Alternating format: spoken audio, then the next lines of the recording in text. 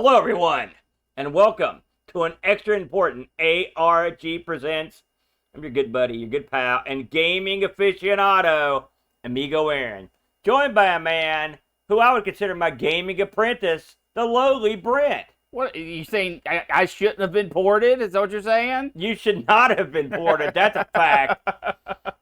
It's a good segue to Brent. You're learning past your apprenticeship because last week, or actually it's been several weeks, I should say, we spun the wheel. We made the deal, and amazingly, after doing a show where the ports exceeded the originals, now we're spinning it around, reversing it. These are ports that should never have been made or even considered. Dumb idea. Really bad ports this week to Brent. And this was not a planned thing. The wheel just spoke. We don't plan anything. All we can do is listen. That should be obvious from your hat, for example.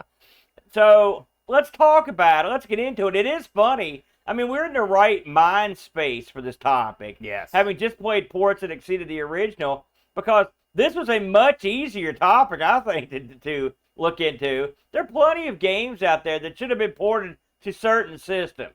Name a few. What are some of the ones that come to your mind instantly? 99% of arcade ports to home systems. Oh, come on. 80% of pinball machines to home systems. Like, what do you mean? Give me an example of what you're talking about. I have a bad problem where you take pinball machines and you slap them into a home system that doesn't play like doesn't even have the rule set of the arcade machine. I hate that. Are you talking about like Pinbot on the NES? That kind of crap, exactly. What are the ones, I mean, it's not like they port a ton of pinball machines. That's a weird pet peeve to Brent. Hey, I calls them like I sees them. We can name any other one that you can think of. Any digital pinball that was a port from the arcade up to like 2012. So you're excluding your Far Side era where they ported stuff to from the arcade. Some. Those were good. Some of those were okay. Some of those were okay. The physics in pinball has never been spot on for me. Well, I thought they did a pretty good job with generic tables on the Amiga. Well, it's okay when you go generic, because then you're making your own rules. The thing is, you by definition, you can't port a pinball machine because it's a mechanical device. So you really can't port that. So you're sort of skirting the rules. Let's focus our attention on video games. When you think about ports that should never have been made. Atari 2600 Pac-Man. Well, see, it's been proven.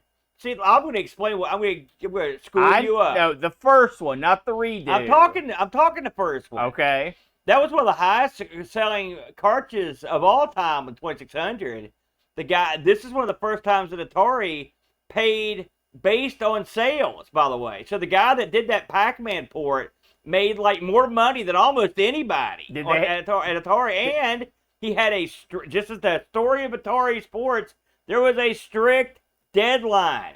This guy had no time to port this thing. I didn't blame him. So because we've seen ports of Pac-Man on the 2600 that look good. Yes. And that work on totally native hardware. And some of them go, but his was even his, man, I played the heck out of that game, despite the fact that it wasn't that good. I wonder did he have to give money back based on returns? No. He went to the money bank. If you're going to go into the 2600 realm, there's plenty of games that probably Double Dragon comes to mind as one you probably should have sent over to the 2600. Great on the NES, though. Yeah, but I think my thing is, the first thing I think of, in fact, this is the very first way I leaned when I picked up this topic, were portable machines.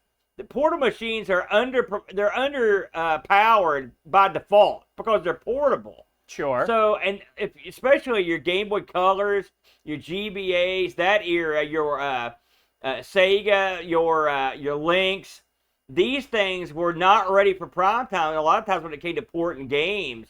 So if you look at, for example, they did a Game Boy Color, I think it was, version of like Mortal Kombat or something horrible. Yes. Mortal Kombat is a game that was ported to many systems that couldn't handle it. It's a perfect example. Now, I want to jump in here. Yeah.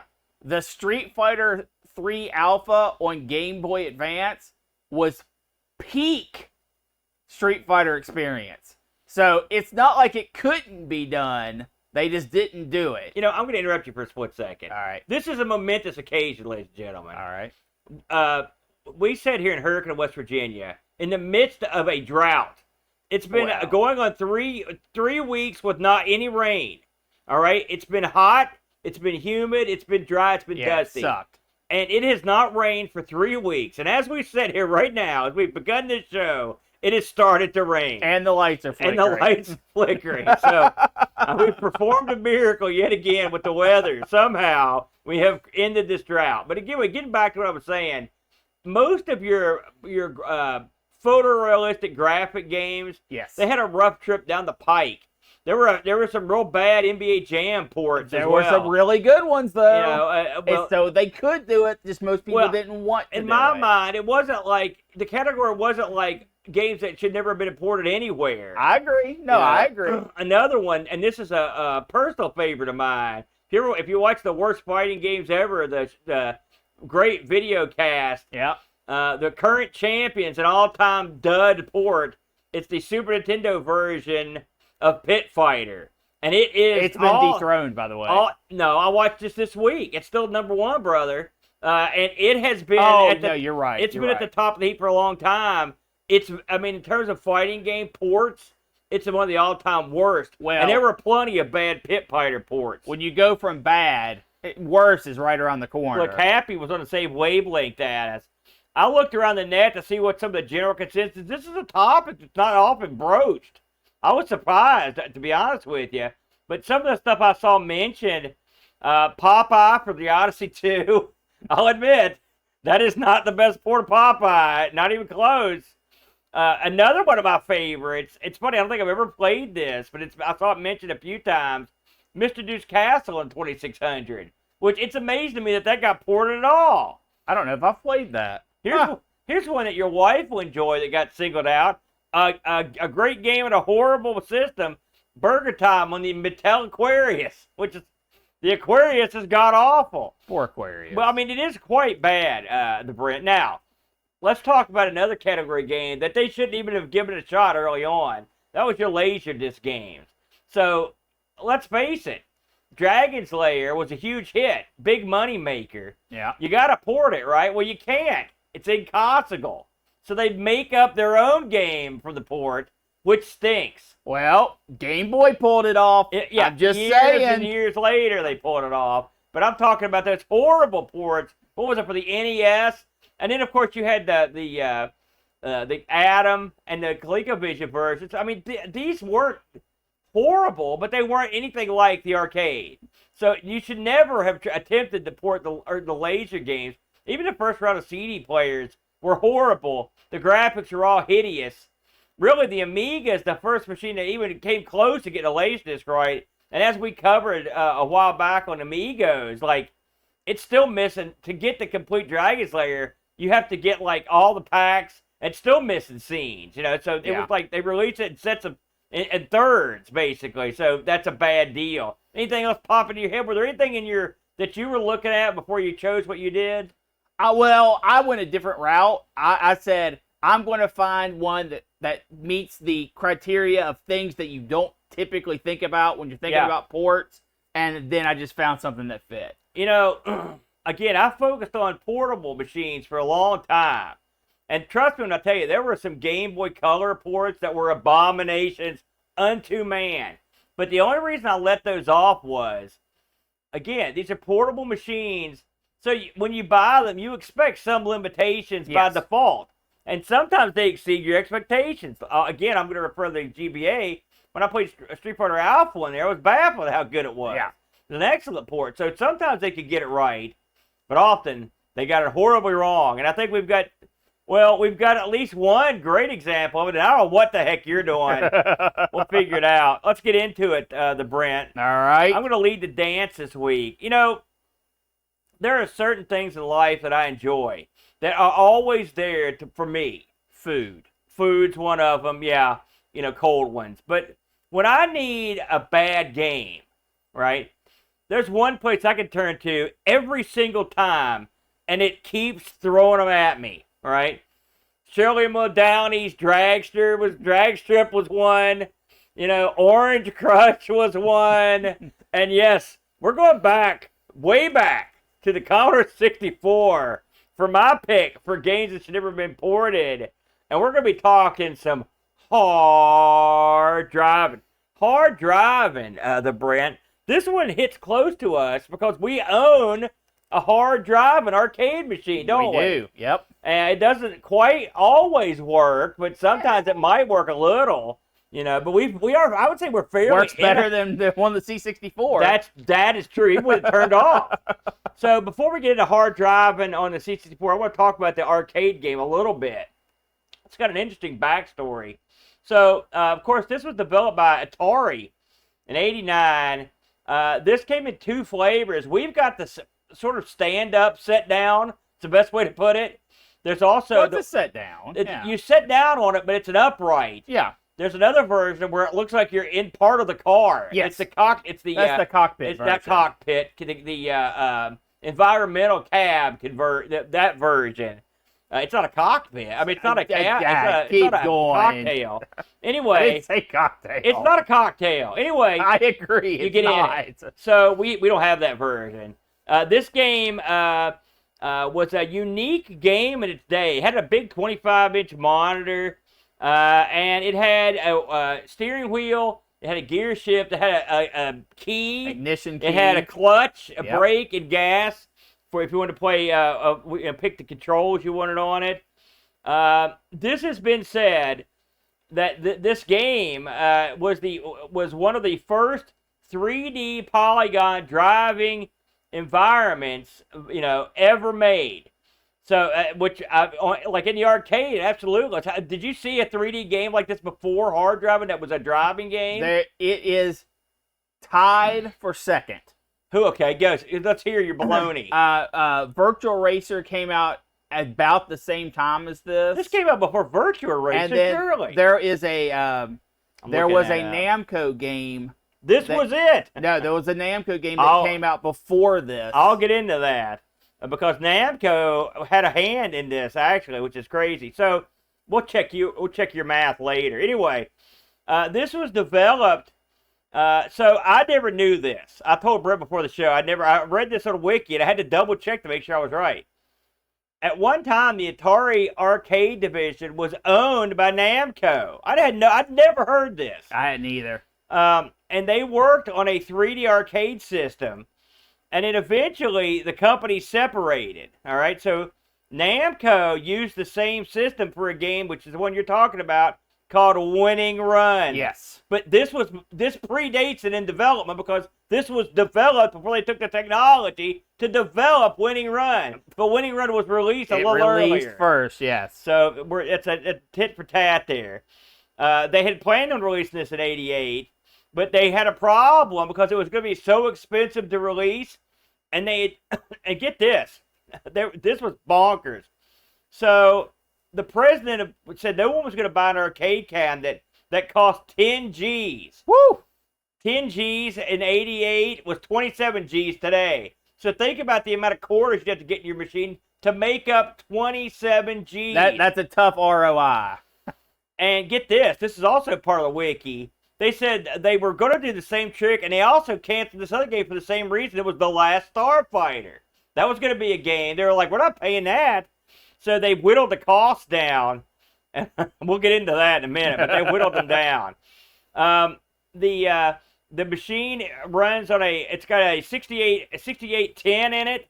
It's got 2 TMS 34010s, 32-bit graphic according to processors. So you've got the 6810 main CPU, sort of like my Amiga had after I upgraded it. And then you also had these other 32-bit graphics processors. So you had some heavy-duty booty that was driving this game.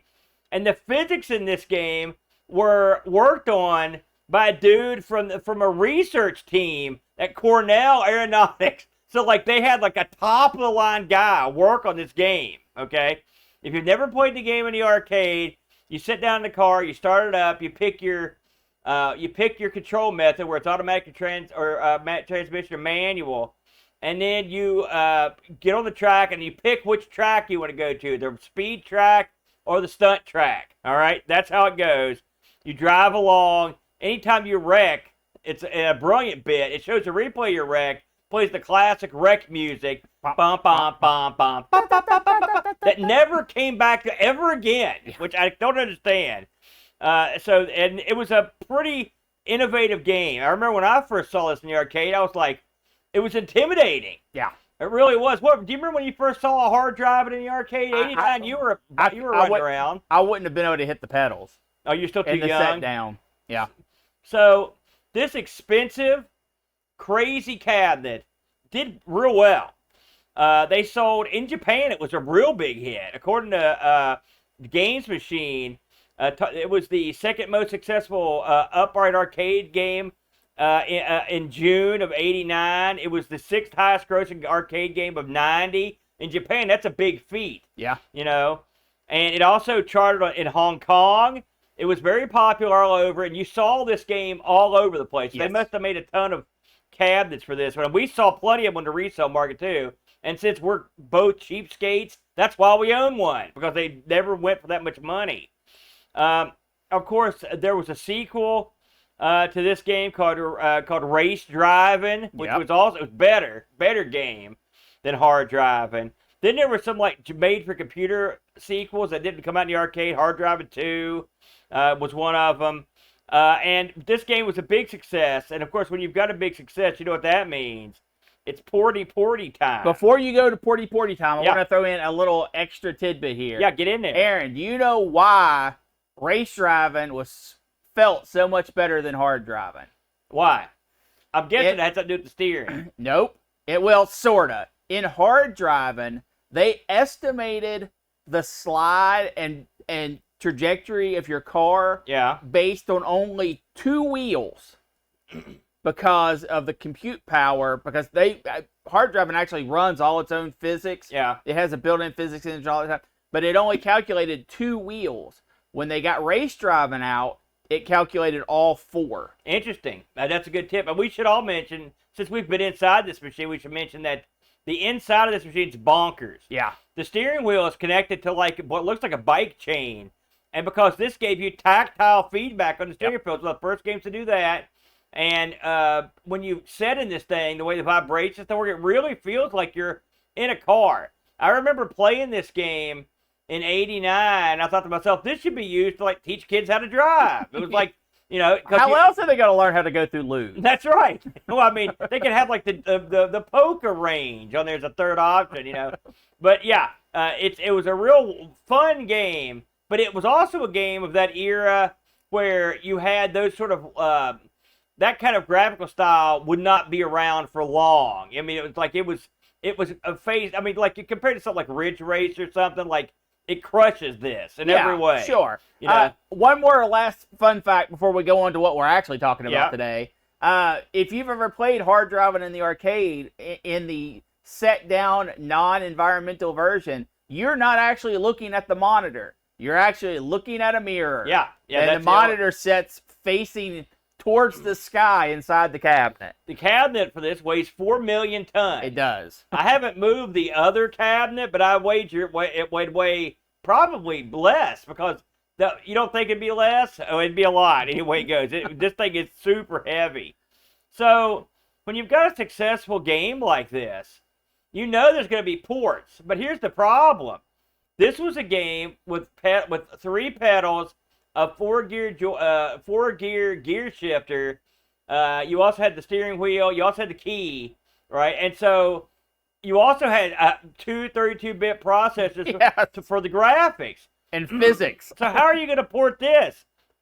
Screw it. We'll figure it out, they said. So before I get to what we're going to talk about, I want to talk about how this did on other machines, okay? This was a huge seller on the Sinclair ZX Spectrum, right? For those R. Sinclair fans out there. This was listed as the best arcade game of '89. This won a Crash Smash Award. The Games Machine gave it the Star Player Award, right? It also won the Best Coin-Op Conversion Prize at the 1989 Golden Joysticks. People were amazed that they could get this game on the beloved but tiny ZX Spectrum. The rubber keyed wonder was running this game, albeit in monochrome. It was running this game quite nicely. Sorta. So you think to yourself, well, heck, if they did it that well on the ZX, you know the other ports are gold, right? I looked at all the other ports of this game, Brent. I did but too. One stood out. One said, nay, I will not run this well. And that was from the beloved Commodore 64, the Commodore 64. Hard driving on C64, released right after the arcade machine. Something tells me that these people had some early access to the what hard drive was going to be, since it was sort of kind of done already. But so because these ports came out quick, this was published by Domark. That's the insignia of quality, and of course copyright by Atari and Tengen when they were pulling that trick. This game, I was interested to see who worked on this game, so we could pull them out into the light. Mike Hutchinson was the coder on this. He was responsible for such C64 classics as Count Duckula 2, Bob Jack 2, Jackal, and of course Double Dragon 2. I looked over this guy's repertoire, and most of his games fell below the Meridian line there at 5. He was well under the Mendoza line for many of these games. His partners in crime were the McCarthy brothers, Ralph and Andrew, who did the graphics on this. And Andrew, I think, did the bulk of it. I think Ralph did the title screen. Andrew's credits were pretty much about the same. He'd worked on a lot of the same games. This was Ralph's only game. The music on this was David Low. He was the real low on the music on this one. There wasn't that much. I mean, the tune was okay. This is a one player only, and this, we'll get into how this was released. But when this game starts up, there's a beautiful color screen that sort of mimics what you'd see in the arcade of a red sports car jumping up in the air. It's just a cool theme playing. You're thinking to yourself, hey, I'm in good hands here, right? They got it right. Then you go to the screen, and keep in mind full color, right? Then you go to the screen where you pick your transmission type, you know. It's in sort of color. Looking good. It's okay. You're feeling pretty good. Now, you notice on this screen, unlike the arcade, you pick which track you're going on here. Yes. This doesn't have the diversion, There's the no fork in the road that sends you to the second track. First of all, if you play this at home, number one, I advise you strongly to play this at home. Well, I advise you not to play it, but I advise you to play it on automatic. And then you must experience the awe and unbelievability of the stunt track when you pick this. So once you pick the track, in the arcade at this point, there's a key that you have to turn, which is real cool. It gives you that, even the car turns over. Yeah. Now, no key in this. They omitted that, understandably. And so then you begin the slideshow. This game is pretty much in, I would say, as close to monochrome as it can be. I think you get 3 colors, but it's pretty much monochrome for most of the time. Well, the screen is monochrome. But the accoutrements are not. Yeah, it does the traditional bezel and lower screen so that they don't have to do as much. And the arcade does it too. Yeah. So right away you'll be whisked away in your sports car at speeds in excess of 10 miles an hour. The get up in this car, it got up and went, as they say. This thing moves slower than molasses as you go up the racetrack. Of course, you've got your usual gauges on the front, and then you'll begin thinking to yourself, "I need to turn this sucker." You know, this makes turning the tank look like driving a Lamborghini. You know, some things turn on a dime or a quarter. This thing, you have to have several money sacks to make the turns on it. I mean, it turns like garbage. Brent, your first impressions when you loaded this up? Well, like you, the splash screen came up. I was like, oh, okay, this looks pretty good. Yeah. And then the downhill slalom begins. Yes. Everything else about this is bad. Everything. Yeah. It is odd because I expected the frame rate to be low. I expected it to be low. Had you looked at any other versions of this? No, not before I had played this. Yeah, okay. I think I had played some. You probably played on the Amiga. The Lynx. We had it on the Amiga. Yeah. It's not great there either. No, but it's way better. Yeah. This is the first officially licensed game that I've ever played that by default runs less than 1 frame per second. Really? There are segments of this game that run at less than 1 frame per second. It is tremendously bad. Yeah, it's quite an experience. If you ever want to race in slow motion, this is your game. Now, when you do the stunt track, for example, you'll come across a bridge. There is a jump, and there's also a loop. I did what I think is quite a task, because eventually I actually managed to get through the loop. And the reason this game, the frame rate's low. We can agree with that. It's really low. The graphics are low end. We can agree with that. Yes. But if you had decent control, you could still say, well, they went, so all these hard drive games went for the same control scheme at home. It's very bizarre.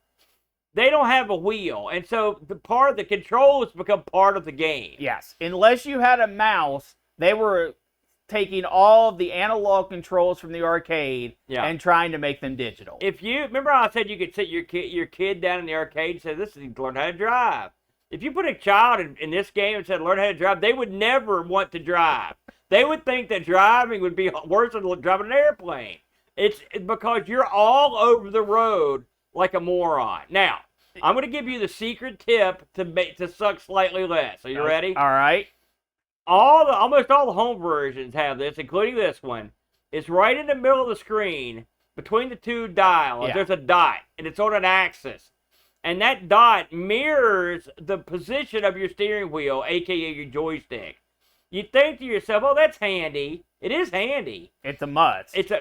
But you need to watch that and not the game, frankly, because you oversteer at every turn. Yes. This car needs serviced immediately. You know what it feels like?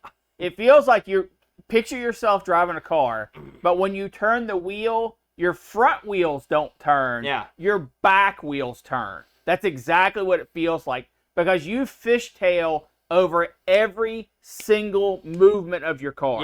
Yeah. And it's funny, in the arcade, you can get like that if your car gets out of control from going too fast, because it's real light. That's what happens.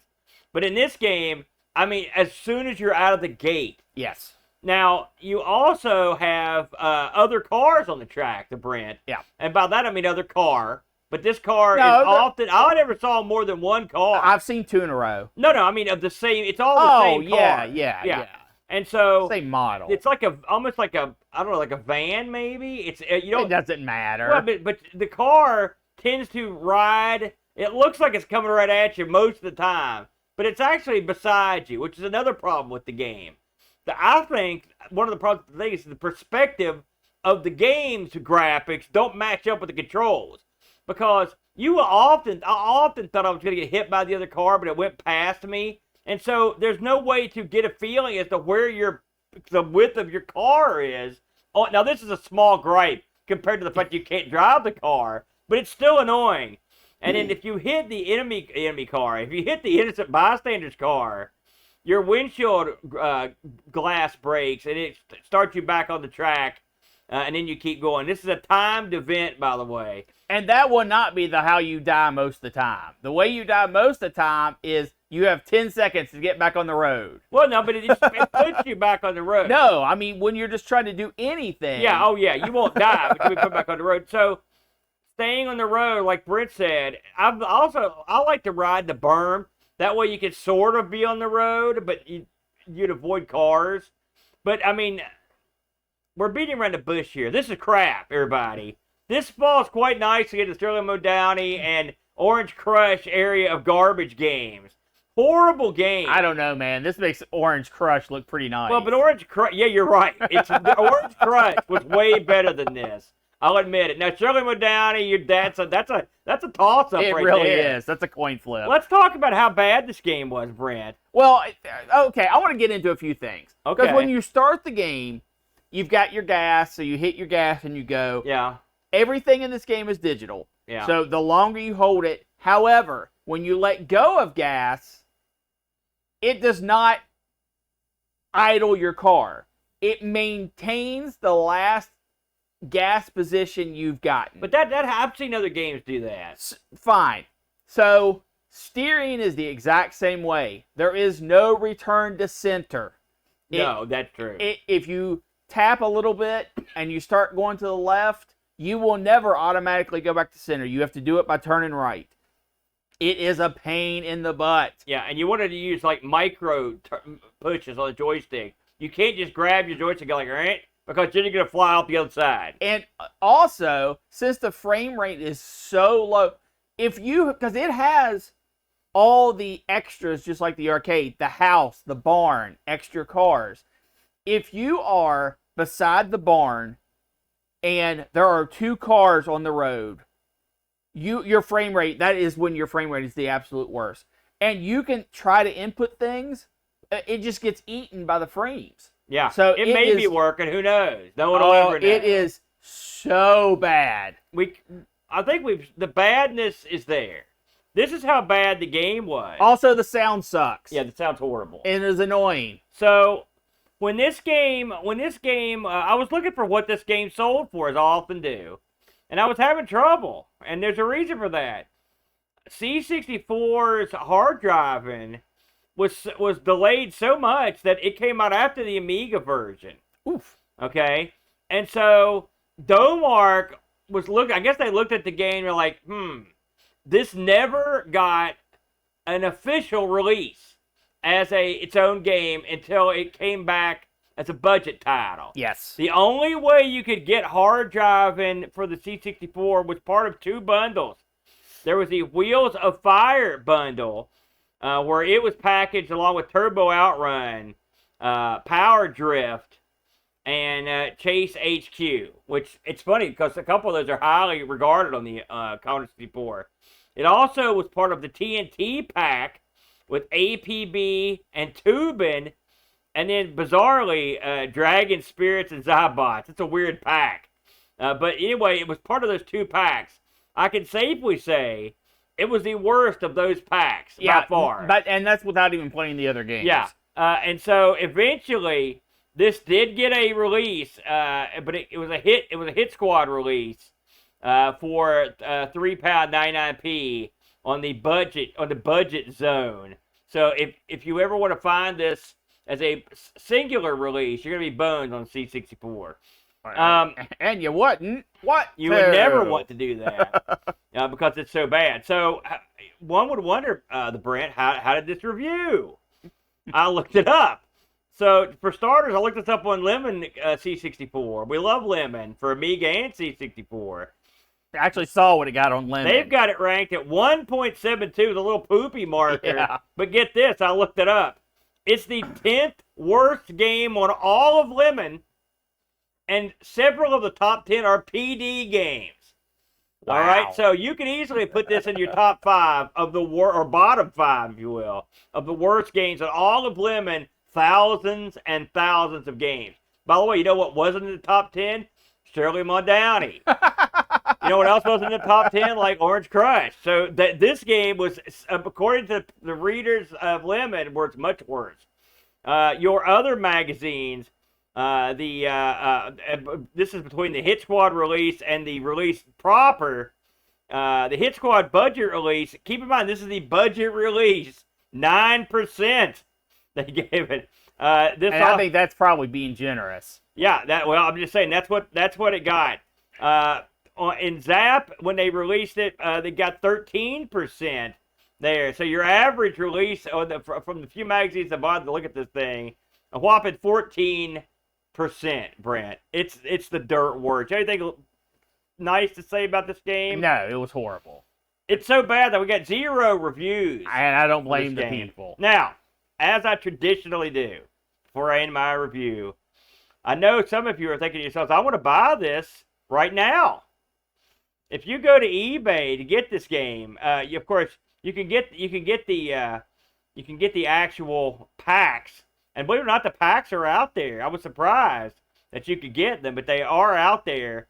But if you want I saw that someone's trying to sell the Hit Squad release of this for $90 for the tapes. No. I'm just telling you. So if you would like to go get it, you will be paying $90. If you want the Wheels of Fire, I saw the whole pack going for, included with the box, $22, $10, and someone asked at $53. And the TNT packs I saw going for $20, $33, and there you go. So garbage. There's various avenues for you to get this god awful game. Garbage. I want just to close. Please don't blame the hard drive in the arcade game for these bad ports. It was a real fun game in its era, and it was a real groundbreaker. Oh yeah, absolutely. There you go. What do you got, the Brent? Well, Aaron, you took a game that was meant for the arcade and brought home. I fulfilled my end of the bargain. So I demanded that I get something from home that got put to the arcade. Okay. A rare feat. Let's name a couple. You got Pitfall, Choplifter. Were two of the ones I could think of. Can you think of any other games that came from the PC and went up? The list that I saw, I believe like Doom had an 6 arcade games. machine. Yeah. So I took a look at Quake Arcade Tournament Edition. Now, Aaron, I never heard of this. We've all played Quake, right? I have played Quake, yes. What is the one thing that you want to do when you play Quake? A multiplayer. That's right. Stand while you use 4 actual buttons to move around and aim with a trackball. You're right. Every part of that sounds like the worst. Can you imagine the professional Quake players? Here's your trackball, kid. So, Quake, as everyone knows, ID Software, huge hit, a spiritual successor to Doom, groundbreaking 3D home gameplay. Oh, yeah. Really put accelerators on the map. What did you think of it when it came out at home? Just quickly. I was amazed. Really? I was amazed by the visuals. I didn't like it as much as Doom. I didn't either. Because I didn't like having to I didn't have to look up and down. It was too hard. It was well, and this is a game that didn't revolutionize that, but it brought it to market for sure. Yeah. This is exactly what it says on the tin. This is a take of Quake where they had the home Quake and tried to bring it to the arcade market. Now, who in their right mind would attempt such a feat? That's right, Lasertron. Enter the children if you're an old WCW fan. And this was an attempt for them to. They were already in the arcade making, of all things, typically ticket games, redemption games. It all makes sense. So they wanted to get into this hot arcade action, and they wanted to bring the whole package to an arcade and say, listen, you've heard it a million times. You put our arcade machine in your arcade, and then we can just come in, switch out the control panel, switch out a disc or two, bam, new game, profits forever. Yeah. And the best way they felt to do that was to take a shot at Quake and a game called Actua Soccer. Yep, I played that. And Quake was more for the North American audience, and Actua Soccer was more for the EU audience. I could not find what Actua Soccer actually released into an arcade. So that one may never have made it to the arcade. Correct. But for sure, Quake did. Arcade Tournament Edition did make it to an arcade. We're going to go into that. But the gimmick here was it's a PC in an arcade machine that it's running an accelerator card to do all your fancy at home 3D graphics. And this was at a time when 3D accelerators were certainly not common. You were still playing on mom and dad's business or work PC. Maybe you played a few games on it, but that was not really the direction at this point in time where computers were going. Yeah. Of course, they were gaming machines, but they weren't made to be gaming machines. So I can see a world where someone wouldn't have an accelerator card, but wanted to play Quake, and this was a way they could do it, right? It's cheaper. It's easier to drop a few quarters into a machine than to buy an accelerator card and get good frame rates and all that good stuff. So their whole marketing thing was we're gonna slap your favorite games in it, and they had deals with a whole bunch of different titles that were supposed to be coming. Some of these you're definitely gonna have heard of before. Jazz Jackrabbit. That one stuns me. Monster Truck Madness, Cardinal Sin, Carmageddon, Livewire, The Reap, Crazy Buck, and Bus, and Forsaken. There's some real duds in that mix. So just for a split second, that Cardinal Sin was an overhyped dud. Jazz Jackrabbit, I don't see how that's an arcade-ready game. And Carmageddon, how's that going to fly in your local arcade? That was super brutal. And they had already had peripherals that were going to go on this that you could add on light guns, steering wheels, track balls, the whole 9 yards. Right. Okay. They were really thinking ahead. And this was bringing 233 megahertz processing into a computer. So like your P2 era. Yeah. 2 gigs of RAM, 16-bit stereo sound, a high-resolution monitor, and running a Quantum 3D Obsidian Advanced Graphics card. Uh-huh. Now, they knew... I think those were like Banshees. Obsidians. They knew not everyone was going to be jumping onto this new cabinet market, right? Right. So they also had conversion kits. This is what I find fascinating. And with the conversion kits, of course, you're not going to get your 27-inch high-resolution VGA monitor. You're going to get Captain Crap and his CRT of fun. So they actually sold more conversion... What? They actually sold more conversion kits than they sold cabinets. You want to know why? Yeah, I think I know why. It probably cost $50 cajillion for this cabinet. $7,500 per cabinet. What do you think was more expensive, the final cost of the hard driving cabinet or those PC cabinets? That's a real interesting question. Who knows? What year was this coming out? 1989. So I'm sorry. You know, that's how baffled right there. 1998. Oh sorry. my God! Don't do that to me. But Aaron, there's more. Because you know Lasertron. Yeah. What's their thing, right? They're making redemption games. Yeah. They added redemption aspects into the Quake game. I love that so much. When you kill people, and this is all, you can set all this up within the confounds of the machine. Yeah. But when you kill someone, you can get a prize drop. And when you pick up that prize drop, it will print out an actual, like a receipt paper printer, not like a ticket, like a receipt printer. So you can have that receipt printer say anything you want. The example they gave on their flyers were, congratulations, you've won a large pizza. Bam! Wow! So they really expected... Now, the printer was optional, and it did add a little bit to the cost. Of course. But, I mean, if you're going to go for it, let's go for it, right? You want to have that, you want to be able to print off these coupons. Yeah. You could also win stuff like free games, coins inside the game. Yeah. And, of course, they had it to where, well, they had it completely adjustable. So you could print out a certificate that just said, like, 100 tickets, right? Yeah. So that was their big plan. I want to go on record.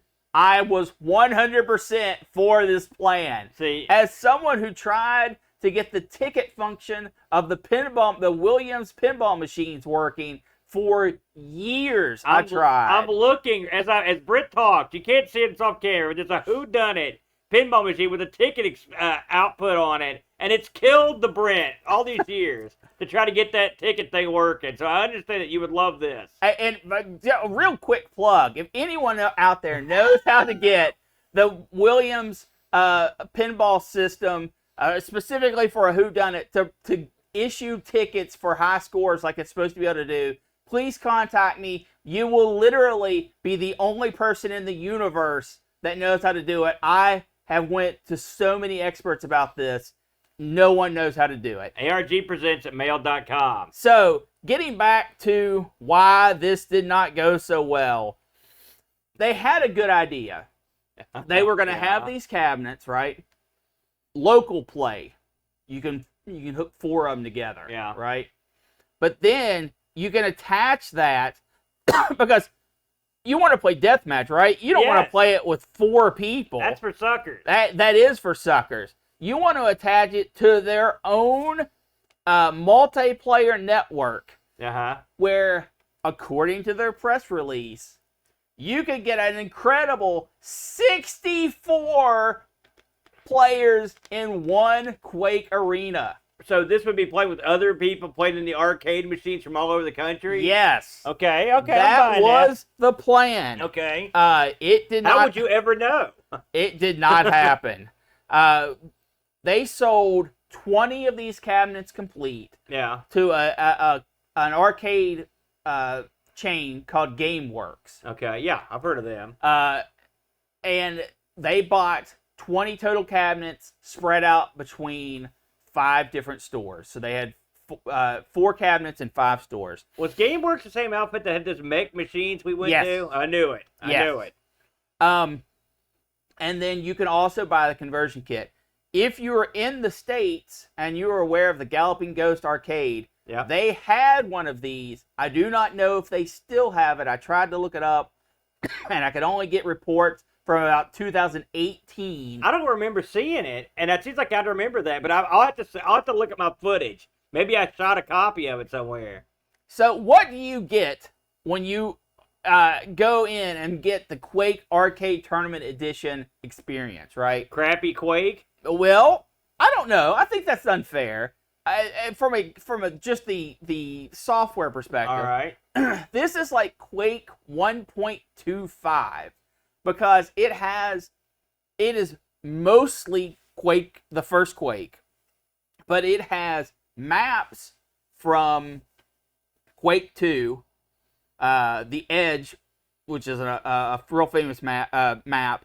It has weapons that are a hybrid between Quake and Quake 2, and it has some features that were later added to Quake 2. So yeah, because this came out right after Quake 2, right? The arcade, and that makes sense. You have to ask yourself, I mean, they invested all the time, they invested all the money.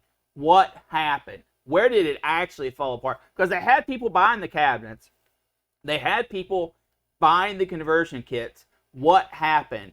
They had one programmer doing all of this. Okay. One guy that was supposed to take it from PC to arcade. When he quit, the company filed bankruptcy and we're dead.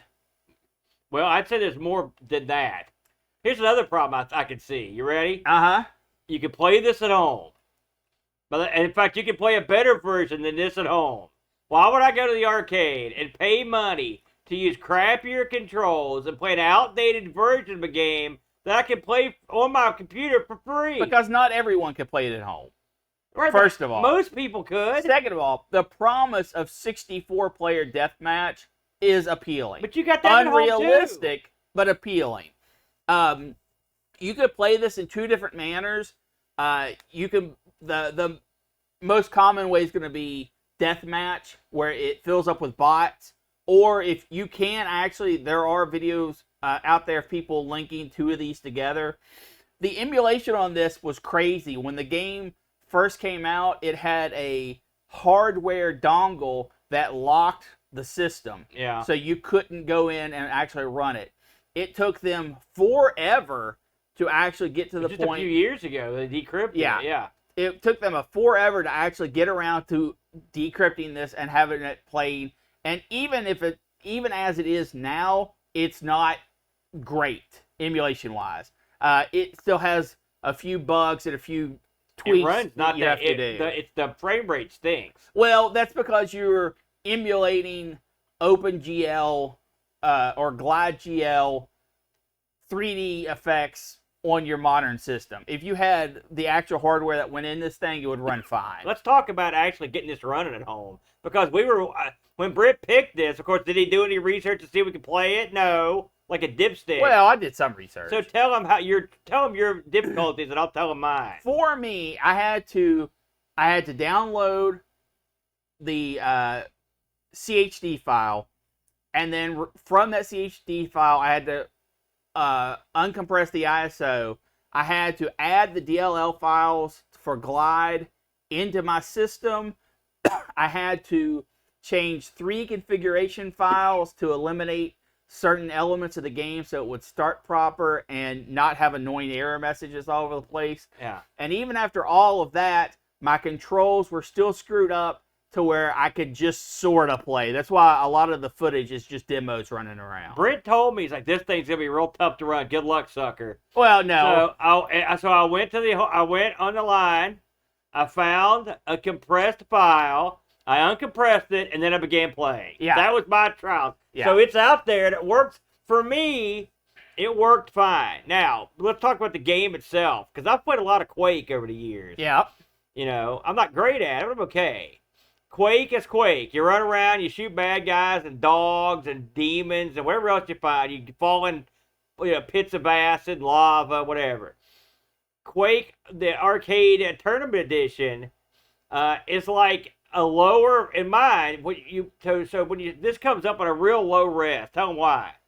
It was made for 600 by 800. Right, so it comes up real low. Which wouldn't have been low back in the day. And the funny thing is, you have in-game options, but you can't change the resolution in-game. You have to change it via a DOS command. Yeah, there's tons of stuff you can't change in-game. But when you go through it, it's bizarre, because everything Brent said is true. You can customize a lot of the messages and stuff, what's on the ticket, bunch of crazy stuff. When you play it at the defaults, it's wicked hard. As they say, it's double hard. I got to the first level with some trepidation, but the second level, the knives are out, brother. They were gunning me down left and right and blowing me up with grenades, and I couldn't do anything. It was a lot harder than I've ever had that game be. And the reason for it is the default difficulty on this that you wouldn't be able to change normally if you played this in the arcade is Nightmare difficulty, which is as high as it goes. That's crazy. Now, one of the things they added was when you die, as you get to the game, there's a checkpoint system. Yep. And it'll tell you when you hit a checkpoint. So when you die, it takes you back to the last checkpoint, which is nice. But of course, you're on limited lives because you're paying money. 3 lives per quarter. So this is another reason. Why do I think it failed? If the default is Nightmare level, that's not fun. I got slaughtered on that. Well, they wanted people to play deathmatch, obviously. Of course, we're dancing around the topic, and even though we mentioned in the beginning, ultimately, this is a control nightmare. It has a diamond pattern for your move forward, move back, strafe left, strafe right. And these are arcade buttons. Yes, full-size arcade buttons.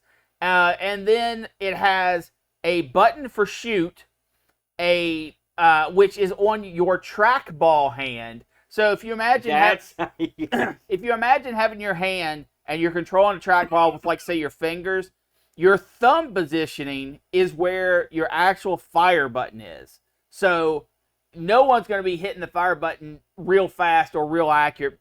Having both those on one hand is incredible. You also have a jump button and a change weapon button. And the funny thing is, you presumably, you would strafe with the trackball. No, you strafe with the buttons are default strafe left, strafe right. Really? And then the trackball is turned. Which is a nightmare. I can't imagine anyone being able to play this with any sort of skill with that setup, because you're right. The fact that you need a third hand to fire. Yeah. It's a huge, and there's no way you could put an arcade mouse out there. This is probably the best they could do. Well, it was, because they wanted to use arcade components because it was going to be in an arcade, and arcade mouse is not something that exists. One wonders how they planned on doing something. If they couldn't get this right, how you going to do something like Carmageddon that requires you to hit a bunch of buttons? Well, they would have a whole new control panel with a steering wheel. But you do other stuff on there. Aside from just steer, you got a whole keyboard for command. Hey, we'll never know because it ain't going to happen. This game is unavailable now. This is one of those games that faded off the face of the planet just as quick as it came. We know for sure of actual cabinets, only 20 were ever made. So the it's full size. Yeah, it's a super duper rare game. Do we know how many conversions were put out? We don't know how many conversions. It's estimated that 200 conversions sold, but that's literally just people saying, hey, I saw them in Australia. Hey, I saw them here. I saw them there. It would be a novelty to have with these. Now, before you finish up, I'm going to put this forth. I think that this does not qualify for this topic, and I'm going to tell you why. All right. And it would qualify for anyone else. But there's one question you must answer for this to qualify. Okay. Okay? You love redemption games. Yes. All right? Would you purchase HARD DRIVIN for the C64? No. Okay. And why? That was a really bad game. Okay. Would you purchase or own Quake, the Tournament Arcade Edition, for your home?